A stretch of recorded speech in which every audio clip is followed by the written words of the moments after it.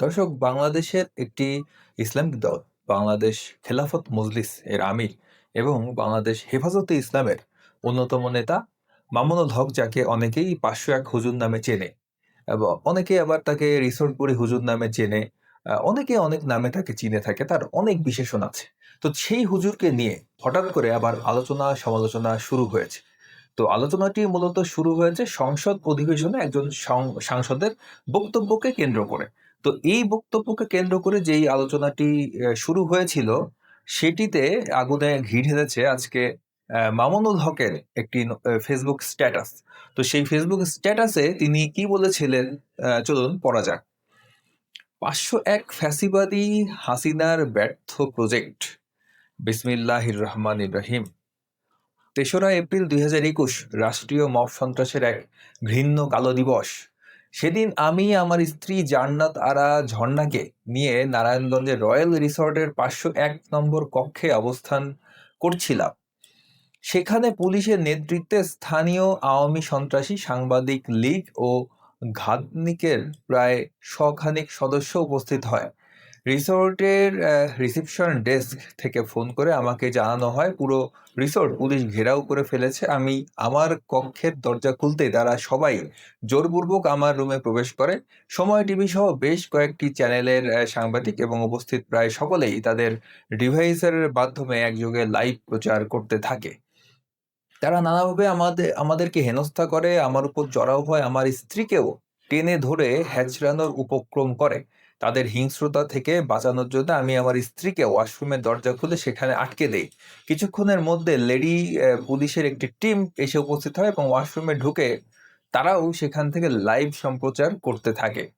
উপর্যুপরি তাদের জিজ্ঞাসাবাদে আমি এবং আমার স্ত্রী আমরা উভয়ে স্পষ্ট ভাষায় আমাদের বৈবাহিক সম্পর্ক এবং আমরা স্বামী স্ত্রী হিসাবে সেখানে অবস্থান করার বিষয়টি ব্যক্ত করি এবং সেটি সকল সংবাদে একযোগে প্রচার হতে থাকে। তো দর্শক, এই পর্যন্ত পড়ে আপনারা কি বুঝলেন?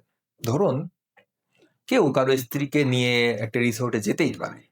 তো সেখানে যদি আসে, পুলিশ আসুক, সাংবাদিক আসুক, তখন সে কি তার স্ত্রীকে মানে ওয়াশরুমের মধ্যে ঢুকায় দরজা আটকায় রাখবে? কেন? এটার পিছনে উদ্দেশ্য কি ছিল? কেন সে সবার সম্মুখে এই কথা বলতে পারেনি যে আমি আমার স্ত্রীকে নিয়ে আছি, তো তাতে তোমাদের সমস্যা কি?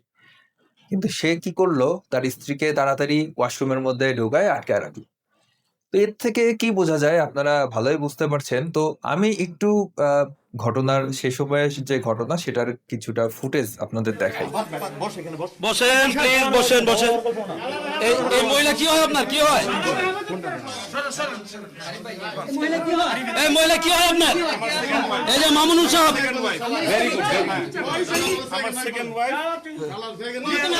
আপনার আপনার সেকেন্ড ওয়াইফ তো আমি তাকে বিয়ে করছি, শরীয়ত সম্মতভাবে বিয়ে করছি। ভেরি গুড, ঠিক আছে। কবে বিয়ে করছেন? কবে বিয়ে করছেন?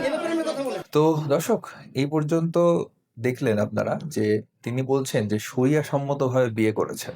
শরিয়া সম্মতভাবে বিয়ে করতে আসলে কিছুই লাগে না। শুধুমাত্র হয়তো ২ জন সাক্ষী লাগে আর আ মানে আল্লাহকে সাক্ষী রেখে কয়েকটা দোয়া কালাম পড়লেই এই বিয়ে হয়ে যায়। কিন্তু বাংলাদেশের আইন অনুযায়ী বৈধভাবে বিয়ে করতে গেলে কিন্তু কিছু প্রসিডিউর ফলো করতে হয়। তো সেই প্রসেসিং মানে সেই প্রসিডিউর এর মধ্যে দিয়ে তিনি যাননি। তার কথায় বোঝা যাচ্ছে যে তিনি শরিয়া সম্মতভাবে বিয়ে করেছেন বলছেন, কিন্তু তার কোনো কাবিননামা বা তার কোনো কাগজপত্র কিন্তু তিনি দেখাতে পারেন। কবে বিয়ে করছেন? আপনি বিয়ে করলে আপনি রয়্যাল রিসোর্টে আসবেন কেন? সোনাগার রয়্যাল রিসোর্টে কেন আসবেন? আচ্ছা ভাই, আপনি যে বিয়ে করছেন কত বছর ধরে বিয়ে করছেন? 2 বছর হয়েছে। 2 বছর ধরে। তাহলে আপনি এই যে এত জায়গা থাকতে আপনি রয়্যাল রিসোর্টে কেন আসলেন? সময় কাটাইতে বা এই যে রাত কাটাতে, দিন কাটাতে কেন রয়্যাল রিসোর্টে আসলেন? আমি বেড়াইতে আসছি তাকে না, নিয়ে। আপনি বেড়াইতে অন্য জায়গায় বেড়াইতে পারেন।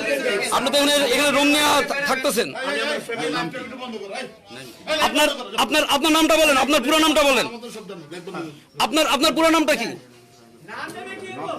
সাগর এই ইয়াটা খুলো দরজা। এই আপনার ওয়াইফের নাম কি? ওয়াইফের নাম কি? আমিনা তৈয়বা। আমিনা তৈয়বা। দেখুন, তিনি বলছেন তার ওয়াইফের নাম হচ্ছে আমেনা তৈয়বা।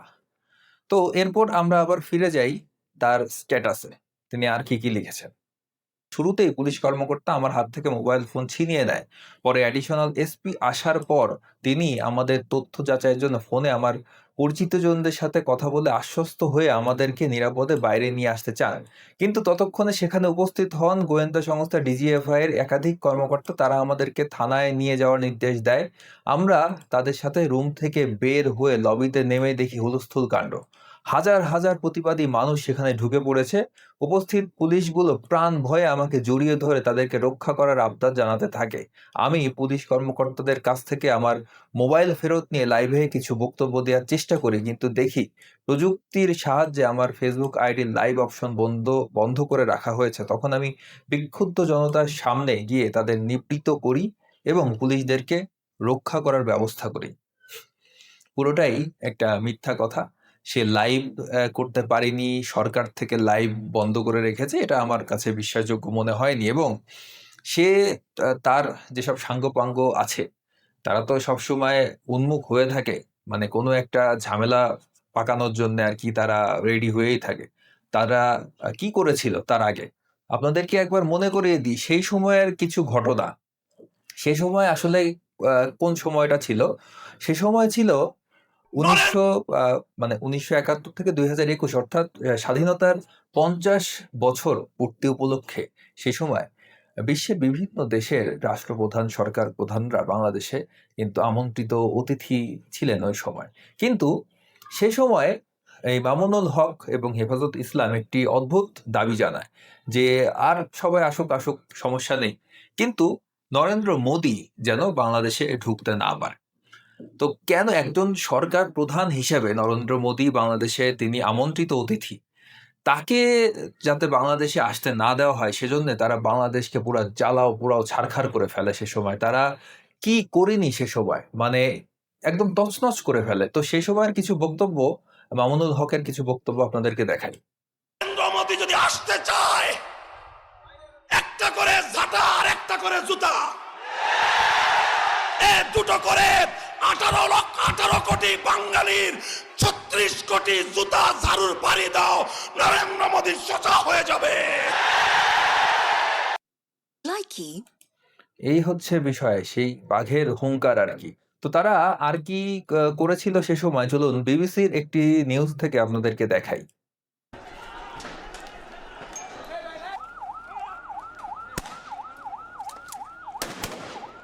ভারতের প্রধানমন্ত্রী নরেন্দ্র মোদীর বাংলাদেশ সফরের প্রতিবাদে দেশের বিভিন্ন স্থানে বিক্ষোভের খবর পাওয়া গেছে।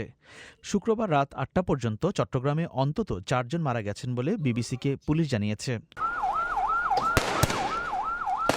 মিস্টার মোদীর সফরের প্রতিবাদে রাজধানী ঢাকার বায়তুল মোকাররম এলাকায় শুক্রবারের জুমার নামাজের পরে বিক্ষোভ হয়। ওই এলাকায় কয়েক ঘণ্টা ধরে পুলিশ ও বিক্ষোভকারীদের মধ্যে ব্যাপক সংঘর্ষ চলে। এতে সাংবাদিকসহ বেশ কয়েকজন আহত হন। পুরো পল্টন এলাকায় পুলিশ সাজোয়া যান ও জলকামান নিয়ে অবস্থান নেয়। জানা গেছে, জুমার নামাজের পর একদল ব্যক্তি স্লোগান দিতে শুরু করলে সংঘর্ষের সূত্রপাত হয়। এক পর্যায়ে বিক্ষোভকারীরা মসজিদের ভেতরে ঢুকে পড়ে, তবে কিছুক্ষণ পর তারা আবার সংগঠিত হয়ে পাল্টা হামলার চেষ্টা করলে তখন আবারও কিছুক্ষণ সংঘর্ষ চলে। এর মধ্যে পুলিশ এসে মোদি বিরোধীদের লক্ষ্য করে কাঁদানে গ্যাস নিক্ষেপ ও ফাঁকা গুলি, রাবার বুলেট ছোড়ে। পাশাপাশি পুলিশ ও র্যাব চারদিক থেকে মসজিদ এলাকা ঘিরে ফেলে। বেলা প্রায় ৩টা পর্যন্ত দফায় দফায় সংঘর্ষে কার্যত পুরো এলাকা রণক্ষেত্রে পরিণত হয়। এদিকে ঢাকার ঘটনার প্রতিবাদে চট্টগ্রামের হাটহাজারী মাদ্রাসা থেকে বিক্ষোভ মিছিল বের করা হলে পুলিশের সাথে ব্যাপক সংঘর্ষ হয়। এতে বেশ হতাহতের ঘটনা ঘটে। চট্টগ্রাম মেডিকেল কলেজ হাসপাতালে নেওয়া হলে সেখানে রাত ৮টা পর্যন্ত ৪ জন মারা গেছে বলে পুলিশ নিশ্চিত করেছে। পুলিশ বলছে, হাটহাজারী এলাকায় থানা এবং কয়েকটি সরকারি অফিসে বিক্ষোভকারীরা হামলা করলে পুলিশ গুলি ছুড়ে পাল্টা জবাব দিয়েছে। তবে পুলিশের গুলিতেই তারা নিহত হয়েছে কিনা সেই বিষয়ে পুলিশের তরফ থেকে কোনো ভাষ্য পাওয়া যায়নি। এর আগে গত কয়েকদিন ধরে নরেন্দ্র মোদী ঢাকা সফরের প্রতিবাদে পৃথক নানা ধরনের কর্মসূচি পালন করছিল কিছু ইসলামপন্থী এবং বামপন্থী কয়েকটি সংগঠন।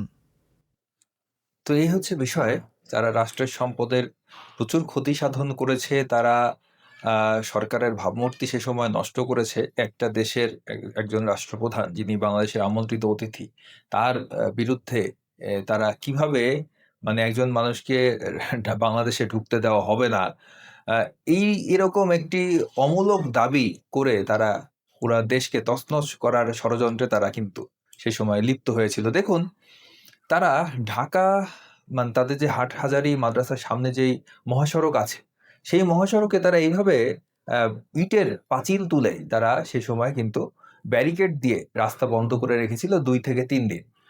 তো এই হচ্ছে বিষয়। চলুন আমরা ফেরত যাই সেই আল্লামা মামুনুল হকের যে পোস্ট স্ট্যাটাস, ফেসবুক স্ট্যাটাস সেটিতে। জান্নাত আরার সাথে আমার বিয়ের প্রসঙ্গ। দেখুন, জান্নাত আরা নাম, কিন্তু তিনি কিন্তু এখানে কি বললেন যে তার স্ত্রীর নাম কি? চলুন আরেকবার শুনি। নাম কি? আমিনা তৈয়বা। আমিনা তৈয়বা। শুনলেন তো? তার স্ত্রীর নাম হচ্ছে আমেনা তৈয়বা। কিন্তু তিনি জান্নাত আরা ঝর্ণাকে নিয়ে আছেন হচ্ছে রিসোর্টে। তো যাই হোক, দুজন ব্যক্তি, দুজন প্রাপ্তবয়স্ক ব্যক্তি, দুজন মানুষ। তারা ইচ্ছা হলে তারা মানে রিসোর্টে কেন, তারা যেখানে খুশি সেখানে দেখা করতে পারে। তাদের ভেতরে নিজেদের কনসেন্টের ভিত্তিতে, পারস্পরিক সম্মতির ভিত্তিতে তারা দৈহিক তাদের যে মানে শারীরিক চাহিদা পূরণ করতেই পারে। কিন্তু এই যে হুজুর, এই যে মামুনুল হক হুজুর বা তাদের মতো মানুষরা, তারা কি চায়? তারা কো-এডুকেশনের বিরুদ্ধে। নারী পুরুষ ছেলেমেয়েরা একসাথে পড়াশোনা করবে, সেটির পর্যন্ত তারা বিরোধিতা করে। তাদের যেই গুরু, যেই হুজুর শফি হুজুর ছিল, সে এবং মামুনুল হকেরও অনেক বক্তব্য আছে প্রচন্ড নারী বিদ্বেষী। তারা হচ্ছে কো-এডুকেশন বিদ্বেষী। তারা বিশ্ববিদ্যালয়কে জেনার কারখানা বলে, এই ধরনের উদ্ভট কথা বলে থাকে। কিন্তু সেই তারাই যখন হোটেলে যায়, রিসোর্টে যায়, আহ, বিষয়টা একটু আসলে দ্বিচারিতা হয়ে যায়, দ্বিমুখিতা হয়ে যায়। তো চলুন তিনি আর কি লিখেছেন চলুন শোনা যাক। জান্নাতারা ইতিপূর্বে আমার ঘনিষ্ঠ সহকর্মী হাফেজ শহীদুল ইসলামের স্ত্রী ছিল এবং আব্দুর রহমান জামি ও ওবায়দুর রহমান তামিম নামে তাদের দুজন সন্তান রয়েছে। বনিবনা না হওয়ায় তারা উভয়ে স্বেচ্ছায় বিচ্ছেদ ঘটায়। একটা সময় জান্নাত আরা স্বপ্রণীত হয়ে ফোনে আমার সাথে যোগাযোগ স্থাপন করে এবং আমার সহযোগিতা কামনা করেন। আমি তাকে আমার পরিবারের কথা বলে এই মর্মে প্রস্তাব দেই, সমতার ভিত্তিতে স্ত্রীদের অধিকার দেওয়ার বাধ্যকতা ইসলামে রয়েছে। আমি সেটা দিতে পারবো না। এতে যদি সে সম্মত থাকে তাহলে আমি তাকে আমার বিবাহ বন্ধনে আবদ্ধ করব। অর্থাৎ দেখেন, জান্নাত আরা ঝর্ণা, ওই নারী কিন্তু তার কাছে সহযোগিতা চেয়েছিল। তো ইসলামের সহযোগিতা অর্থই হচ্ছে নারীকে বিয়ে করে ঘরে তোলা। আপনারা দেখবেন যদি কেউ নবীর স্ত্রী, এতজন স্ত্রী কেন, এরকম প্রশ্ন করে, তখন তারা বলবে যে আসলে কি করবে, তারা নবী তো অসহায় নারীদের বিয়ে করেছে। কিন্তু একজন নারীকে কিন্তু বিভিন্নভাবে সহযোগিতা করে তাকে স্বাবলম্বী করা যায়, তাকে একটি চাকরির ব্যবস্থা করে দেওয়া যায়, সে তার মতো জীবনযাপন করতে পারে। এই চিন্তা, এই ভাবনা কিন্তু তাদের মাথায় থাকে না। তারা তারা চিন্তা করে তাদের সহযোগিতা করা মানে বিয়ে করে ঘরে তোলা। তো দেখুন, এই যে জান্নাতারা ঝর্ণা, তার জন্যে কিন্তু তার সাথেও কথা বলা জায়েজ নেই ইসলাম শরিয়া অনুযায়ী। সেই জান্নাতারা ঝর্ণার সাথে তিনি কথা বলেছেন এবং তিনি তাকে বিবাহের প্রস্তাব কে কাকে দিয়েছে সেটা বোঝা যাচ্ছে না।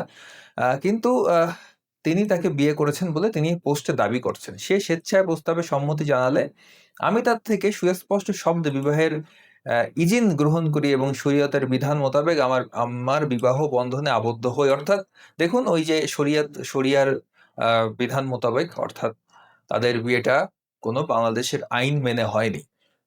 তারা এমনি বাংলাদেশের আইনের প্রতি শ্রদ্ধাশীল নয়। তারা কোনো আইনেই তোয়াক্কা তারা করে না। একইভাবে তারা বিয়ে করেছে ইসলামী আইন অনুযায়ী। কোনো ধরনের বাংলাদেশি আইনের যে রেজিস্ট্রেশন পদ্ধতি তিনি ফলো করেননি। উল্লেখ্য, ফকিহগণ কুরআন সুন্নাহ দলিলে আলোকে সাব্যস্ত করেছেন যে স্ত্রীর যে অধিকার স্বামীর উপর ওয়াজিব, তা স্ত্রী স্বেচ্ছায় ত্যাগ করলে তা গ্রহণযোগ্য হবে। বিবাহের পর আমি তাকে ঢাকা ও মোহাম্মদপুরস্থ কুরআন শিক্ষা কেন্দ্রে নুরানি কোর্সে ভর্তি করিয়ে দিই এবং সে কোর্স সুসম্পন্ন করে। এভাবে কিছুদিন থাকার পর নিজ আগ্রহে সেলাই প্রশিক্ষণ, মেয়েলি কিছু কার্যক্রমের প্রশিক্ষণে একটি প্রতিষ্ঠানে সে কাজ শিখতে থাকে। প্রথম দিকে ঢাকায় তার এক বোনের বাসায় অবস্থান করত। এরপর স্বেচ্ছায় অন্য বাসায় সাবলেট হিসাবে বসবাস করা শুরু করে। আমি প্রয়োজন মতো তার সাথে সাক্ষাৎ করতাম এবং সময় দিতাম।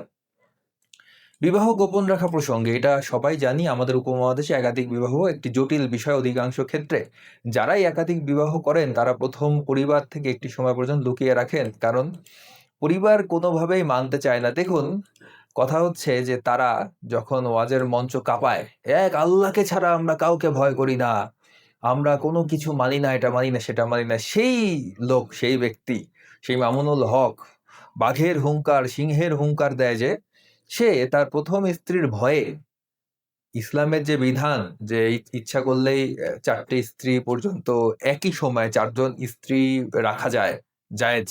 তো এই বিধান যে সে প্রথম স্ত্রীর ভয়ে সে লুকিয়ে রেখেছিল, সেটি তিনি বলছেন। স্বাভাবিকভাবেই আমার সন্তান ও পরিবার ওই মুহূর্তে অস্থিরতা তৈরি করতে চায়নি। রাষ্ট্রীয় আইনে প্রথম স্ত্রীর অনুমতির বাধ্যবাধকতার জটিলতার কারণে কাবিন করাটাও সমস্যাপূর্ণ ছিল।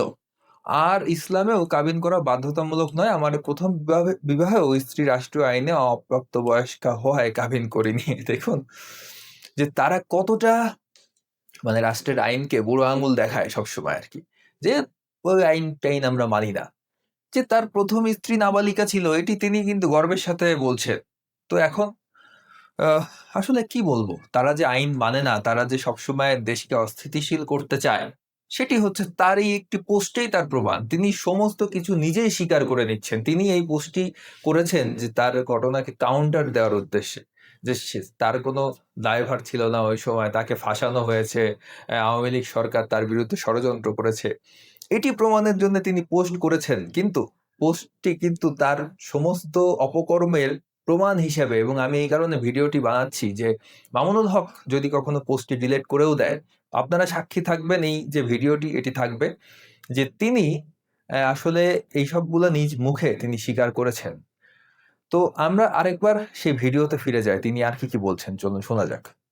ওনাদের বাড়ি কোথায়? আপনার কাছে এত প্রশ্ন জবাব দেব না। কেন দিবেন না কেন? আপনি আপনি আকাম করবেন আর আপনি আমাদের মিডিয়ার কাছে আপনি বলবেন না। কসম খেয়ে বলে আমি নো, আকাম ইম্পসিবল, করি নাই। ইম্পসিবল। আল্লাহর কসম খেয়ে বলে আমি কোনো আকাম আপনারা তো এমনই কসম খান। সত্য কথা বলেন, আপনি সত্য কথা বলেন। আচ্ছা আপনারা প্রশ্ন করেন উত্তর দিবে, সমস্যা নেই, খারাপ আচরণের কিছু দরকার নেই। আপনারা যদি প্রশ্ন করতে চান করেন, আমি উত্তর দেব ইনশাআল্লাহ। ঠিক আছে ফরিদ ভাই, দেখুন কথায় কথায় ইনশাল্লাহ, হ্যাঁ, উত্তর দেব ইনশাল্লাহ। কিন্তু তিনি নিজে যে শরিয়া বহির্ভূত একটি কাজ করেছেন সেটি তিনি কিন্তু এখন পর্যন্ত স্বীকার করেননি। তিনি তার স্ত্রীকে ফোনে সে সময় কি বলেছিলেন চলুন সেটি একবার শুনে আসি। তো দর্শক, সে সময় এই যে 501 কাহিনীর সময়ই সে তার স্ত্রীকে ফোন দেয় এবং তার যে ফোন রেকর্ডটি সে সময় সমস্ত মিডিয়ায় ফলো করে প্রচার করা হয়। তিনি ফোনে কি বলেছিলেন চলুন শোনা যাক। সালাম আলাইকুম। ওয়ালাইকুম আসসালাম ওয়া রাহমাতুল্লাহ। পুরা বিষয়টা তোমাকে আমি সামনে এসে বলবো। ওই মহিলা যে ছিল সাথে সে হলো আমগো শহীদুল ইসলাম ভাইয়ের ওয়াইফ, বুঝছো? তো এটা নিয়ে একটা মানে ওখানে অবস্থা এরকম তৈরি হয়ে গেছে যে এই কথা বলা তারা ওখানে মানে ওরা কি করে ফেলছিল আমাকে, বুঝছো? আচ্ছা, বাসায় আছেন তারপরে কথা যা বলার বলি। হ্যাঁ না বলুম তো, তুমি বিষয়টা মানে অন্য অন্য কথা অন্যদেরকে বলতে হইব, পরিস্থিতিটা এরকম হয়ে গেছে এখন। এই জন্য তুমি আবার মাঝখান দিয়ে অন্য কিছু মনে করো না। তোমাকে কেউ জিজ্ঞেস করলে তুমি বললো যে হ্যাঁ আমি সব জানি, এরকম কিছু একটা বললো। ঠিক আছে। আচ্ছা, সালাম আলাইকুম। তো দর্শক, এই যে সেই বিখ্যাত সেই ডায়লগটি যে তুমি আবার মাঝখান দিয়ে অন্য কিছু মনে কইলো না, হ্যাঁ, মানে ধরা খাওয়ার পর মানুষ আসলে কত কিছু করে। ওইদিকে তার যেই মানে মামুনুল হকের বোন আবার মামুনুল হকের প্রথম স্ত্রীকে ফোন দিয়ে কি বলেছিলেন চলুন শোনা যাক। তুমি কি কিছু কার কাছে কিছু শুনছো বা কিছু দেখছো? লাইভ দেখলাম মাত্র। যদি সাপোজ আপনার হাজবেন্ড যে দ্বিতীয় বিয়ে করছে, আপনি কি জানেন? এরকম যদি কেউ ফোন দিয়া বা কেউ যদি তোমার এরকম প্রশ্ন করে, তুমি বলতে হ্যাঁ আমার শাশুড়ি করাই গেছেন, আমার অনুমতি দিয়ে করাইছে, তো আমাদেরকে প্রশ্ন করা শুরু করছে। অতএব তোমারও প্রশ্ন করবে যে মামুনুল হকের বউ কি জানে আমাদের বিয়ে করতেছে। তো আমরা বলছি যে ভাবিও জানে। ছাত্রলীগের পোলাপান না চাইতেছি ছোট ভাইয়ের নামে তো দাবি যা কিছু করে একটা করে ফেলছি। কথাটা বুঝছো না?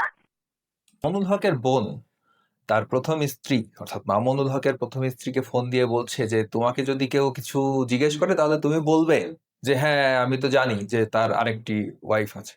তো এই হচ্ছে ঘটনা। মানে তারা পুরা বিষয়টাকে ট্যাকেল দেওয়ার জন্য, ধামাচাপা দেওয়ার জন্য যা যা করা দরকার কোনো কিছু করতে বাকি রাখেনি। তো চলুন আরো পড়া যাক মামুনুল হকের পোস্টটি। তবে একাধিক বিবাহের বিষয়টি ঘনিষ্ঠ ব্যক্তিবর্গ জানতো।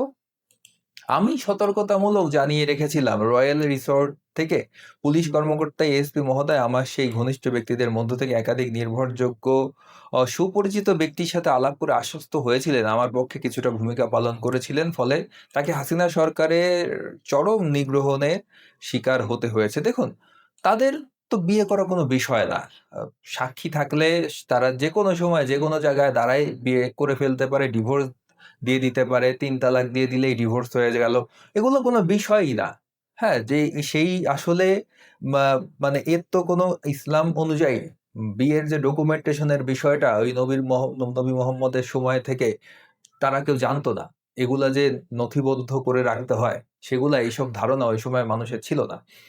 তো এই যে তিনি দাবি করলেন যে ঘনিষ্ঠ মানুষজন জানতো, এগুলা একটা ভুয়া দাবি। এগুলা মিথ্যা দাবি। তার শরিয়া সম্মত বিয়ে, ওগুলো বাংলাদেশের আইন অনুযায়ী এখন পর্যন্ত বাংলাদেশের আইনে ওই শরিয়ার বিয়ে, আপনি যে বিয়ে করলেন একজন আ আপনি আর আপনার স্ত্রী বা একজন নারী যে আ কলেমা পড়লেন, বিয়ে হয়ে গেল।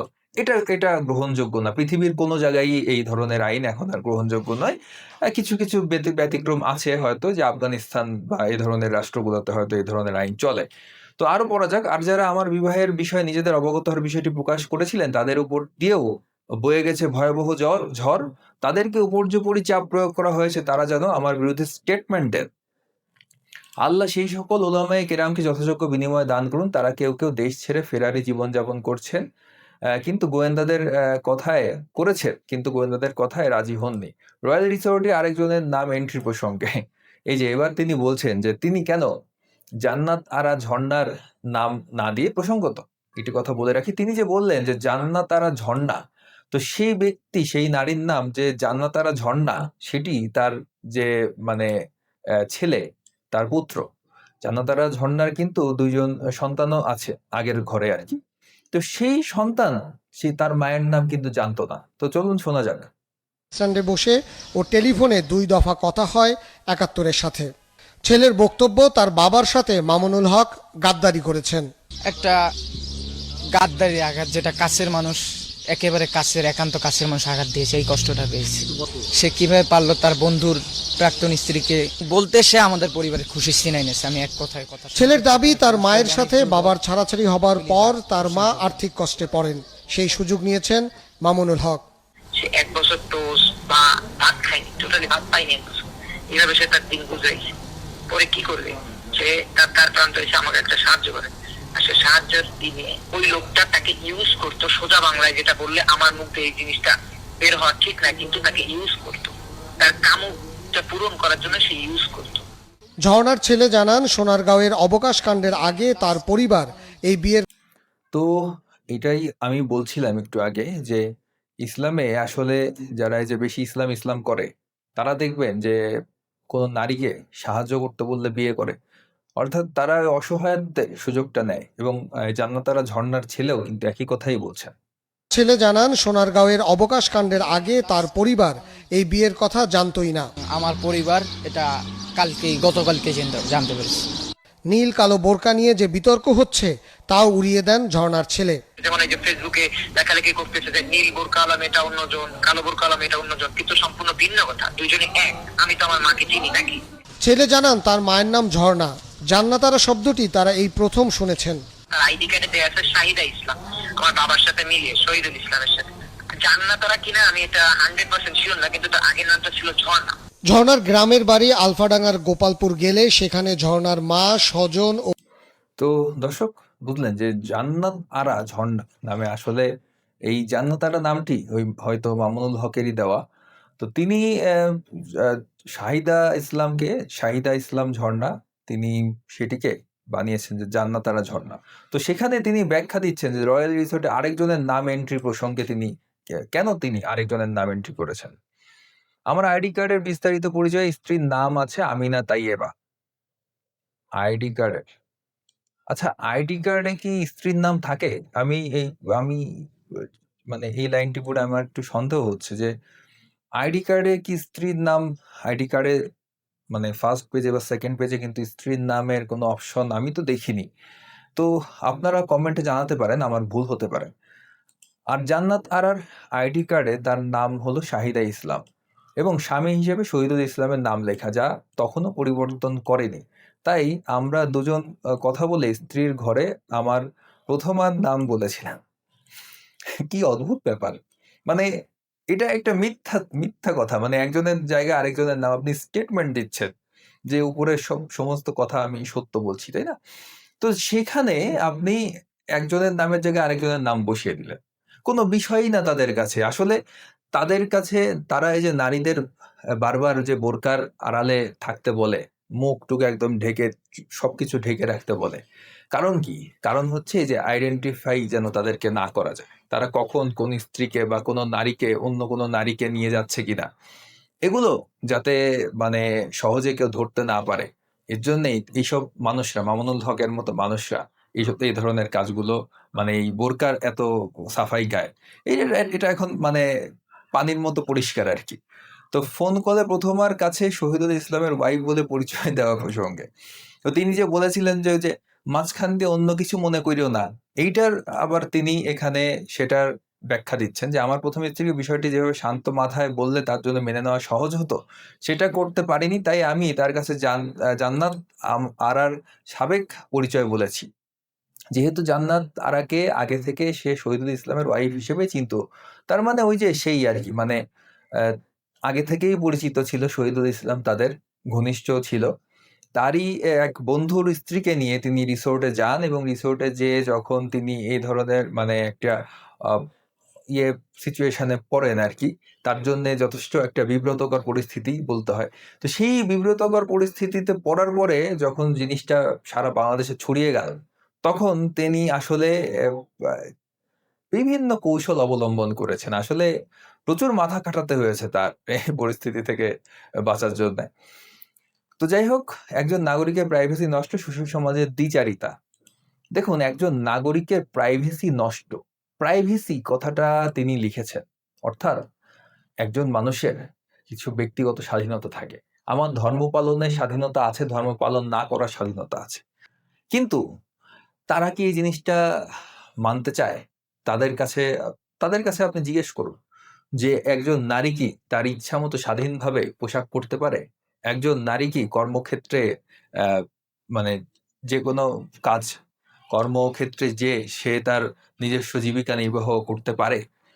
তো এই ধরনের প্রশ্নের উত্তরে সে কি বলবে? সে যে যখন সে নিজে যখন মানে তার তার উপর যখন এ ধরনের ঘটনা ঘটলো, তখন তার এই প্রাইভেসির বিষয়টি তার মাথায় আসলো। অন্য মানুষের কিন্তু প্রাইভেসির কোনো গুরুত্ব তার কাছে নেই। তারা অন্য কারো প্রাইভেসি বলতে কোনো বিষয় নেই। সবকিছু তাদের হতে হবে ইসলামিক আইন অনুযায়ী। তাই না? এটা যে একটা প্রাইভেট ব্যাপার, এই জিনিস কিন্তু তারা মানতে চাবে না। কিন্তু যখন নিজের উপর যখন এসেছে, তখন সেই প্রাইভেসির বিষয়টা সে তুলে এনেছে। তো দেখুন তিনি কি লিখেছেন, আমি কিংবা জান্নাত আরা ঝর্ণা আমরা কি বাংলাদেশের প্রচলিত কোনো আইন ভঙ্গ করেছি? আমিও সেটাই বলছি। যে ধরুন আমি নাস্তিক, আমি কি বাংলাদেশের প্রচলিত আইন ভঙ্গ করেছি?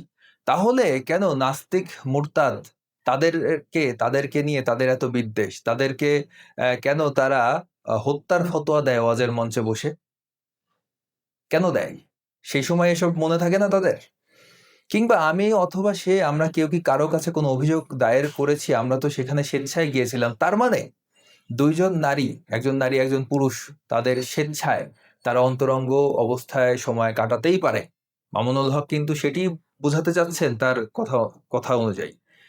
এটা মানে এটি তার নিজেরই বিভিন্ন বক্তব্য, আগের বক্তব্যগুলা যদি আপনি শোনেন, তাহলে এটা একদমই দ্বিচারিতা এবং মানে তার স্ববিরোধী কথা আরকি। কিন্তু এখন যেহেতু সে নিজে ফেঁসে গিয়েছে, সেহেতু এসব কথা তার তো বলতেই হবে। যাই হোক, তাহলে পুলিশের নেতৃত্বে জোরপূর্বক আমাদের ঘরে ঢোকা কোন আইনে বৈধ হলো? রাষ্ট্রীয় উদ্যোগে একের পর এক আমাদের ব্যক্তিগত কল রেকর্ড ফাঁস, অনেক ক্ষেত্রে তাতে বিকৃতি করার বৈধতা কোন আইনে আছে? তো বাংলাদেশের কোনো আইনই সে মানে না। এখন সে আইনের দোহাই দিচ্ছে। বাংলাদেশের আইনে অপ্রাপ্তবয়স্ক নারীকে বিবাহ করা যায় না, কিন্তু এই পোস্টের উপরের দিকেই সে বলেছে তার প্রথম স্ত্রী ছিল অপ্রাপ্তবয়স্কা। বাংলাদেশের আইনে শরিয়া আইন অনুযায়ী যে বিয়ের প্রথা, যে কবুল বলে যে বিয়ে, এটা চলে না। এই আইন বাংলাদেশে নেই। কিন্তু সে জান্নাত আরা ঝর্ণাকে কিন্তু ওই যে কাবিন ছাড়াই বিয়ে করেছে। তো এই হচ্ছে তাদের দ্বিচারিতা, দ্বিমুখিতা। এদের কথা শুনে বাংলাদেশের মানুষ, এরা হচ্ছে হেফাজতে ইসলাম, ইসলামকে হেফাজতের মহা দায়িত্ব তারা নিজেদের কাঁধে তুলে নিয়েছে। ভাবুন একবার যে বাংলাদেশে ইসলাম হেফাজত কারা করে। তো আরো পড়ি, আমি রাষ্ট্রীয় কোনো আইন লঙ্ঘন করিনি, শরীয়তের কোনো আইনও লঙ্ঘন করিনি, কিন্তু ফ্যাসিবাদী রাষ্ট্রের নাকি কোনো আইন সে লঙ্ঘন করেনি। আচ্ছা, রাষ্ট্রের এত পরিমাণ ক্ষতি, তার নেতৃত্বে কি পরিমাণ ভাঙচুর হয়েছিল 2021 সালে, আপনারা একটু ইন্টারনেটে সার্চ দিয়ে দেখবেন যে বাংলাদেশের রাষ্ট্রীয় সম্পত্তির কি পরিমাণ ক্ষতি এই যে হেফাজতের কওমির পোলাপানদের দিয়ে করানো হয়েছিল। এবং এর মানে হুকুমদাতা, উস্কানিদাতা ছিল এই মামুনুল হক। একজন রাষ্ট্রীয় অতিথিকে তারা দেশে ঢুকতে দেবে না বলে পুরো দেশ তারা ভাঙচুর তছনছ করে ফেলেছিল, রাস্তায় গাছ কেটে ফেলে রেখেছিল, রাস্তা বন্ধ করে রেখেছিল, দেশ পুরো অচল করে ফেলেছিল তারা। তারা নাকি রাষ্ট্রের কোনো আইন লঙ্ঘন করেনি। সে অপ্রাপ্তবয়স্ক নারীকে বিয়ে করেছে, এটা রাষ্ট্রের কোনো আইন লঙ্ঘন করা হলো না। তো যাই হোক, আরো পড়ি, কিন্তু ফ্যাসিবাদী শেখ হাসিনায় রাষ্ট্রযন্ত্র প্রকাশ্যে অন্যায়গুলো করলো, কোনো একজন সুশীলও কি এই ব্যাপারে কোনো কথা বললো? একটি রাষ্ট্রের এমন নির্লজ্জ ভূমিকায় সরকার, রাষ্ট্র কিংবা আইন শৃঙ্খলা বাহিনীকে প্রশ্ন না করে সবাই আমাকে ঘায়েল করার জন্য মরিয়া হয়ে উঠল। আচ্ছা, এই রাষ্ট্রদ্রোহী যারা আছে, এই জঙ্গি, এই জিহাদি, এদের পক্ষে কে দাঁড়াবে বলেন? তারা বাংলাদেশকে জিহাদি রাষ্ট্র বানাতে চায়, জঙ্গি রাষ্ট্র বানাতে চায়, আফগানিস্তান বানাতে চায়। কিছুদিন আগে সে আফগানিস্তান সফর করে আসলো। সে বাংলাদেশকে মানে মূলত সে জঙ্গি বাদের দিকে নিয়ে যাওয়ার জন্য যা যা করা দরকার সে কিন্তু সেগুলোই করেছে। তো সেই লোক এখন আইনের দোহাই দেয়, সুশীলরা কেন তার পক্ষে কথা বলেনি সেটা নিয়ে সে হাহুতাশ করে। সে কি সুশীলদের পক্ষে? সে কি মানে বাংলাদেশের মানে যারা মুক্ত চিন্তা করে বা যারা সবার স্বাধীনতা চায়, প্রতিটি ব্যক্তি স্বাধীনতা আছে, ধর্মীয় স্বাধীনতা আছে, রাজনৈতিক স্বাধীনতা আছে, সে কি তাদের পক্ষে? তাহলে সে কিভাবে বলে যে অন্য মানুষ, সুশীলরা তার মানে সাপোর্টের কথা বলবে? কি অদ্ভুত! এখনো যারা এই নির্মম রাষ্ট্রীয় নির্লজ্জতার সুরে সুর মিলে কথা বলে হাসিনার নির্লজ্জতাকে বৈধতা দেয়, তাদের নীতি নৈতিকতা কোন লেভেলের? নাকি নীতি নৈতিকতা শুধু লুঙ্গির তলায় থাকে? রাষ্ট্র চেয়েছিল করতে আমাকে ধ্বংস, আল্লাহ করেছেন আমাকে রক্ষা। তো যাই হোক, সে তারপরে তার আরো অনেক কথা সে এখানে লিখেছে। তো তার মোদ্দা কথা আমি যেটা বুঝলাম, ভিডিওটি অনেক লম্বা হয়ে যাচ্ছে। এরপরে দেখি জান্নাতারা ঝর্ণার বর্তমান অবস্থান। 2019 থেকে 25 সাল পর্যন্ত 6 বছর আমাদের বিবাহ বন্ধন টিকে ছিল, অর্থাৎ আবার তাদের ডিভোর্স হয়ে গেছে। এরপর হয়তো আপনি কয়েকদিন পরে শুনবেন যে তিনি আরেক বন্ধুর ওয়াইফকে তার নিজের ওয়াইফ বলে পরিচয় দিচ্ছে। অবশ্যই এখনকার পরিস্থিতিতে হয়তো আর এই ধরনের ঘটনা আর সামনে আসবে না, কোনো মিডিয়া এগুলো আর প্রচার করবে না। কিন্তু যা ঘটা সে তো ঘটেই গিয়েছে, আমরা যা বুঝা সেটা বুঝে ফেলেছি। হেফাজত ইসলাম, ইসলামকে হেফাজত কিভাবে করছে মামুনুল হক, সেটা তো আমরা জানি। আর প্রসঙ্গত বলে রাখি, এই হেফাজতে ইসলামের মানে মামুনুল হকের পিতা শাইখুল হাদিস আল্লামা, আমার নামটা ঠিক মনে পড়ছে না, তিনি কিন্তু একজন মানে রাজাকার ছিলেন, এবং তিনি নিজেকে রাজাকার হিসেবে পরিচয় দিতে খুবই গর্ববোধ করতেন। তো সেটা নিয়ে আরেকদিন একটি ভিডিও বানাবো। এক পর্যায়ে আমরা আলোচনার মাধ্যমে বিচ্ছেদের সিদ্ধান্ত গ্রহণ করি 2025 সালের মার্চ মাসে। বিচ্ছেদের আগ পর্যন্ত, এমনকি আমার কারাবাসকালীন সময়, তার ভরণ পোষণ সহ প্রাপ্য অধিকার আদায় করে। চরিত্র হননের ঘৃণ্য প্রয়াস, রাজনৈতিক কিংবা আদর্শগত মতপার্থক্যের কারণে অনেকেই ফ্যাসিস্ট হাসিনার নির্লজ্জ মব সন্ত্রাস ও মিথ্যাচারের ঘটনাকে পুঁজি করে আমাকে ঘায়েল করার অপপ্রয়াস চালিয়েছে। তারা মনে করে কটূক্তি বা কটাক্ষ করলেই সত্য, ন্যায়, ইসলাম ও দেশ জাতির পক্ষে কথা বলতে আমি কুণ্ঠিত হয়ে যাব। তো যাই হোক দর্শক, এই হচ্ছে তার অনেক লম্বা পোস্ট। এত লম্বা পোস্ট আসলে পড়াও সম্ভব না, একই কথাই ঘুরে ফিরে সে লিখেছে। কিন্তু আসলে সে তার যে কর্মকাণ্ড সেটিকে কোনোভাবে সে আসলে ইসলামিক ওয়েতে বৈধতা দিতে পারেনি। হ্যাঁ, কিন্তু তার নিজেদের যে আইন, তারা যে ইসলাম শরিয়া বলে, সেই আইন অনুযায়ী সে কি জিনা করেছে না ব্যভিচার করেছে না কি করেছে, সেটা আসলে তারাই ভালো বলতে পারবে। এবং তারপরেও তার মুরিদ, তাকে যারা নবী মানেন, তারা কিন্তু তার পক্ষেই থাপাই গিয়ে যাবে আজীবন। তারা যতই যাই করুক, তাদের যত অপকর্ম সামনে নিয়ে আসা হোক না কেন, তারা কিন্তু আসলে সেসব কথা কানে তুলবে না।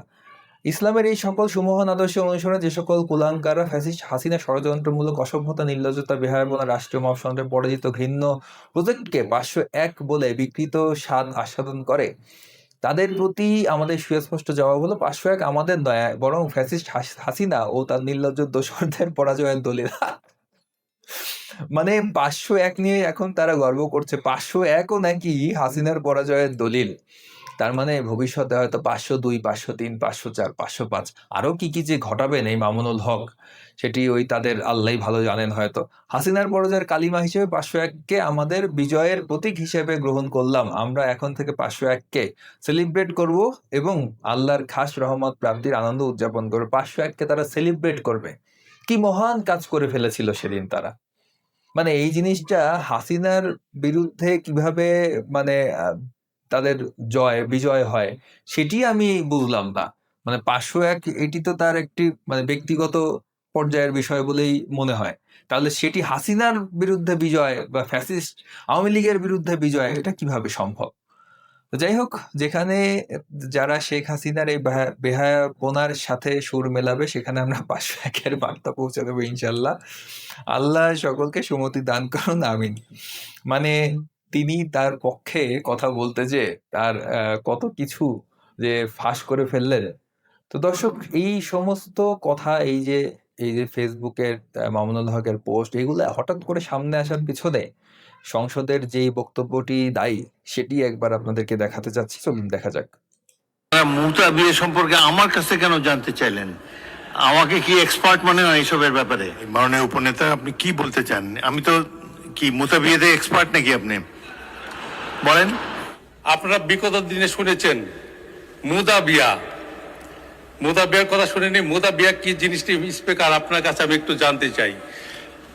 মাওলানা মামুনুল হক তিনি অনেক বড় বড় কথা বলছেন, এই বাজেট নিয়ে সরকারের পতন ঘটাবেন, অনেক কিছু ঘটাবেন, কিন্তু তিনি যে গাজীপুরে এক নারী শোয়া ধরা পড়লেন মুদা বিয়ের নামে, আসলে সেটা কি ছিল আমি জানি না।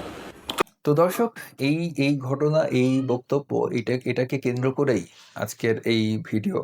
মানে এত কিছু অবতারণা ঘটলো আসলে এই সংসদের এই ঘটনা, মানে এই বক্তব্যের উপরে ভিত্তি করেই। তো 501 একটি ইতিহাস। তো যতদিন আসলে এই যে ইসলামিক সন্ত্রাসবাদ এর পক্ষে যারা ওকালতি করে, এই যে মামুনুল হক টাইপের লোকজন, যারা জঙ্গিবাদকে প্রমোট করে, যারা বাংলাদেশে আসলে জঙ্গিবাদের চাষাবাদ করতে চায়, ঘন ঘন আফগানিস্তান সফরে যায়, তালেবান সরকারের সাথে আলাপ আলোচনা করে আসে, এই ধরনের মানুষের চরিত্র আসলে কেমন, মানে তারা যেটা বলে, মুখে যেটা বলে আর কাজে কি করে, সেটি মানুষের সামনে তুলে ধরার জন্য 501 একটি জ্বলন্ত উদাহরণ হয়ে থাকবে। এবং আমার মতো মানুষ যারা যতদিন আছেন তারা ততদিন এই মামুনুল হকের মতো মানুষের মুখোশ উন্মোচন করতে থাকবো। তো যতই তারা 501কে বিজয় হিসেবে তারা দেখাক, এটি যে তাদের মানে কতটা লজ্জাজনক একটা অধ্যায়, তারা কিন্তু সেটা মনে মনে ভাবে এবং এই কারণেই তারা এই বিষয়টা নিয়ে বারবার ক্ল্যারিফিকেশন দেওয়ার চেষ্টা করে। কিন্তু আসলে যেটা ঘটে গেছে তা তো ঘটেই গিয়েছে। তো আমি বলবো যে প্রতিটা মানুষের ব্যক্তিগত স্বাধীনতা আছে। তো 2 জন প্রাপ্তবয়স্ক মানুষ তাদের সম্মতির ভিত্তিতে, পারস্পরিক সম্মতির ভিত্তিতে যদি কোনো কিছু করে, সেটি তাদের একান্ত ব্যক্তিগত ব্যাপার। এ বিষয়ে আমার আসলে কারো কিছুই বলার থাকে না।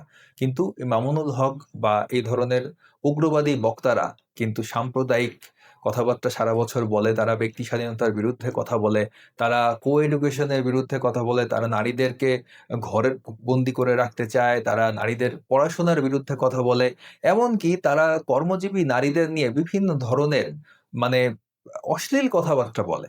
তো এই ধরনের মানুষ যখন মানে এই ধরনের কাজ করে, তখন সেটি নিয়ে অবশ্যই আলোচনা সমালোচনা করা উচিত। তো ভিডিওটি কেমন লাগলো জানাবেন। ভিডিওটি ভালো লাগলে লাইক করুন, কমেন্ট করুন, শেয়ার করুন, চ্যানেলটিকে সাবস্ক্রাইব করুন। সকলকে ধন্যবাদ।